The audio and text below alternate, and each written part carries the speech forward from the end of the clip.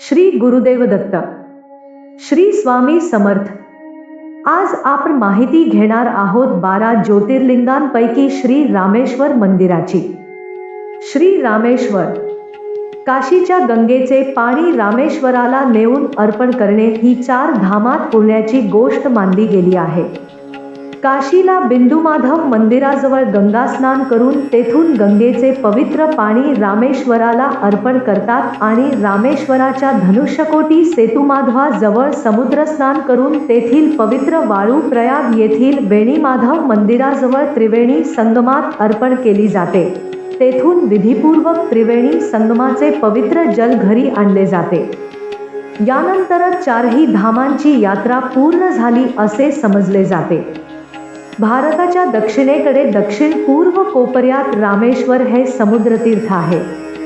4ही धाममध्ये हे क्षेत्र ज्योतिर्लिंग रूपात पवित्र स्थान आहे.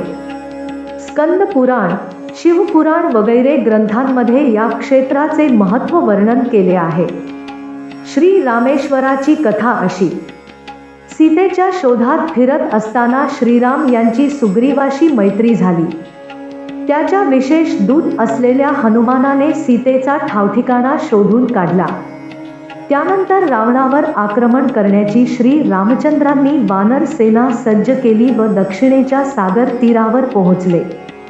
तेथे आल्यावर समुद्र कसा ओलांडावा ही चिंता त्यांना पडली.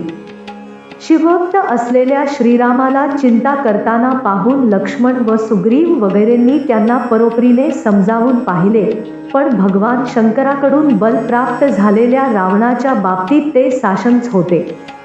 अशातच त्यांना तहान लागली व त्यांनी पिण्यासाठी पाणी मागितले. पाणी पीत असतानाच अचानक त्यांना शिवपूजेची आठवण झाली. तेथेच त्यांनी पार्थिव लिंग स्थापन केले व त्याची षोडशोपचारे पूजा केली. त्यानंतर श्री रामचंद्रांनी अतिशय आर्त स्वरात जय जयकार करत नृत्य व कंठनाद करू लागले. शिवशंकर प्रसन्न झाले व त्यांनी श्रीराम यांना वर मागण्यास सांगितले. श्रीरामाने प्रकट झालेल्या भगवान शंकराचे विधिपूर्वक पूजन व अर्चन केले आणि म्हणाले, हे प्रभो, आपण माझ्यावर खरोखरच प्रसन्न होऊन एकमस्तू असा वर दिला व शिवलिंग रूपात प्रकट होऊन रामेश्वर हे नाम धारण केले व जगप्रसिद्ध झाले. महादेव रामेश्वराच्या कृपेनेच रावण व इतर असुरांना मारून श्री रामचंद्र विजयी झाले. या दिव्य शिवलिंगाचे जे दर्शन करतात व पवित्र गंगोदक अर्पण करून शिवपूजन करतात तो जीवनमुक्त होऊन मोक्षाला जातो. जेथे श्री रामेश्वरचे ज्योतिर्लिंग आहे तेथे आता अतिशय सुंदर व भव्य असे मंदिर बनवले असून तो वास्तुशिल्पाचा एक उत्कृष्ट नमुना आहे. तमिळनाडू राज्यातील रामनाड जिल्ह्यात वाळूच्या एका मोठ्या बेटावर हे सुंदर व दिव्य साक्षात्कारी मंदिर उभे आहे. रामेश्वर मंदिराच्या प्रवेशद्वारावर 10 मजले उंच असं भव्य गोपुर आहे. त्याचे बांधकाम त्यावरील नक्षी व कोरीव काम बघण्यासारखे आहे. मंदिराच्या उंच दगडी खांबावर अतिशय सुंदर चित्रे कोरलेली आहेत.